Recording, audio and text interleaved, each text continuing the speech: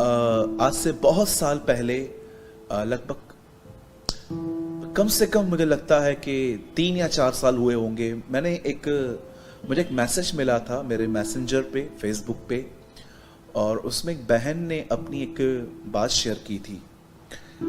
उन्होंने कहा कि मेरे ख्याल से तब उस टाइम पे मैं वीडियोस डालता था। मैं एग्जैक्टली आपको टाइम नहीं समझा पा रहा हूँ, लेकिन मैं उस टाइम पे भी वीडियोस डालता था, अपने काफ़ी सारे वीडियोस थे।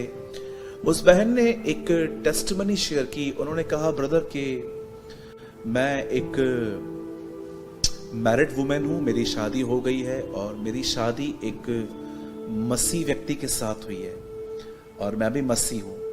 लेकिन उस बहन ने लिखा कि मुझे बहुत समय के बाद पता चला कि मेरे जो हस्बैंड हैं वो बहुत ड्रिंक करते हैं, शराब पीते हैं। और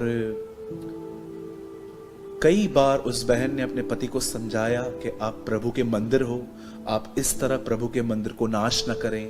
लेकिन हर बार जब उसने अपने हस्बैंड को समझाया, हर बार उसके हस्बैंड ने उस पर हाथ उठाया, या तो उसे बहुत गलत तरीके से चिल्लाया कि तू मुझे क्यों रोकती है या टोकती है। कई साल तक इस बहन ने ये सब बातें बर्दाश्त की, लेकिन ये बहन हमेशा से अपने पति के सैल्वेशन के लिए दुआ करती थी। एक दिन उसका पति विदाउट ड्रिंक किए हुए घर आया, और जब वो घर आया तो उसने क्या देखा कि उसकी वाइफ एक कमरे में बैठ के प्रेयर कर रही थी।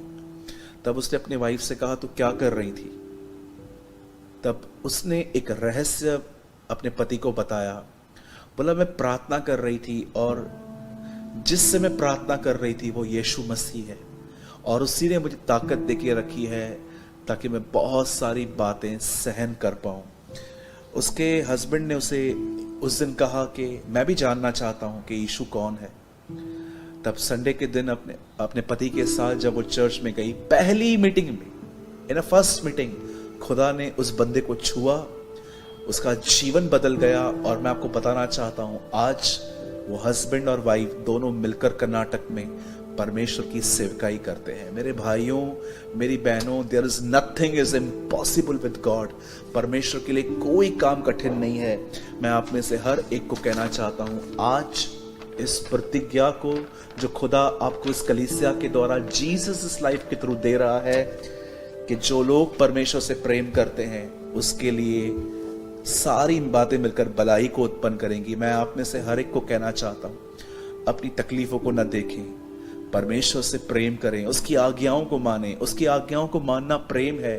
और मैं आपको बताना चाहता हूं, आपके जीवन में जो कुछ भी होगा उसमें भलाई उत्पन्न होगी।